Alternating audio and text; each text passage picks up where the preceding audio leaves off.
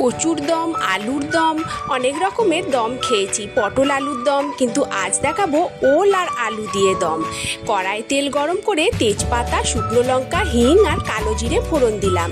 কেটে রাখা ওল আর আলু, আধখানা টমেটো একসাথে একটু লাল লাল করে ভাজা করে নেব। এতে মশলা দেব আদা বাটা, ধনে জিরে গুঁড়ো, লঙ্কা হলুদের গুঁড়ো আর পরিমাণ মতো নুন দিয়ে ভালো করে মশলাটাকে কষিয়ে নেব।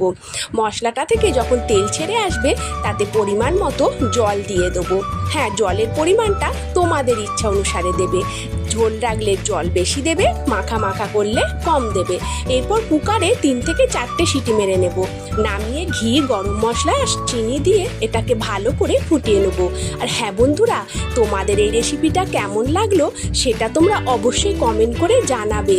আর আমার চ্যানেলটিকে সাবস্ক্রাইব করতে ভুলবে না। দেখো, আমার রেডি হয়ে গেল একটা সুন্দর আলু দিয়ে ওলের দম। এটা নিরামিষ ছিল, এত অসাধারণ খেতে হয়েছিল কি বলবো।